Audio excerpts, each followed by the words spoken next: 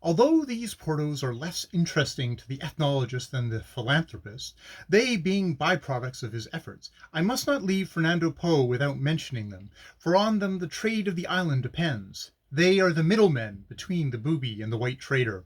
The former regards them with little, if any, more trust than he regards the white men, and his view of the position of the Spanish governor is that he is chief over the portos.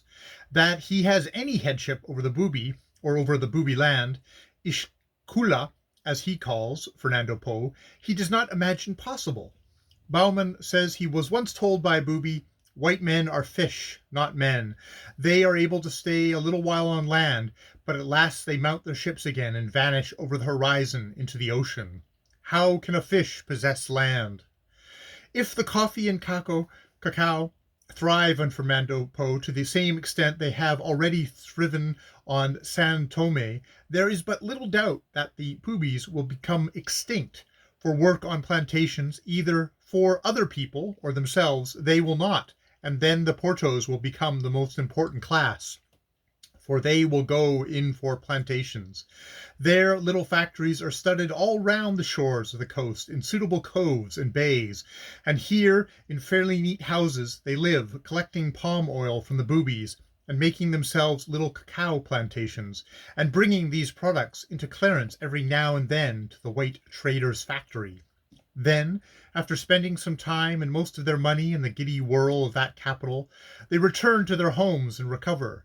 There is a class of them permanently resident in Clarence, the city men of Fernando Po, and these are very like the Sierra Leonans of Freetown, but preferable. Their origin is practically the same as that of the Freetowners. They are the descendants of liberated slaves set free during the time of our occupation of the island as a naval depot for suppressing the slave trade, and of Sierra Leonans and Accras who have arrived and settled since then. They have some of the same black Genum Sar style about them, but not developed to the same ridiculous extent as in the Sierra Leonans, for they have not been under our institutions. The Nanny Po ladies are celebrated for their beauty all along the west coast, and very justly.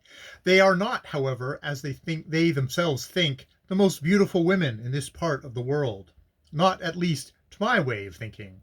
I prefer the Alima, or the Igalwa, or Mimpongwa, but I had better stop and own that my own affections have gotten very scattered amongst the black ladies on the west coast, and I no sooner remember one lovely creature, whose soft eyes, perfect form, and winning, pretty ways have captivated me, that I think of another.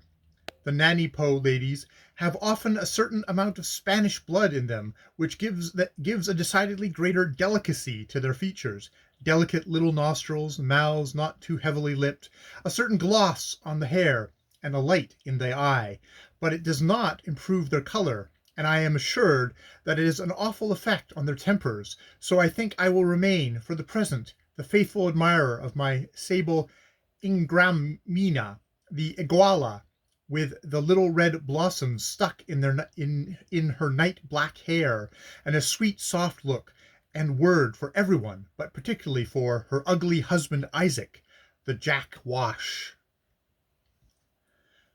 End of chapter 2.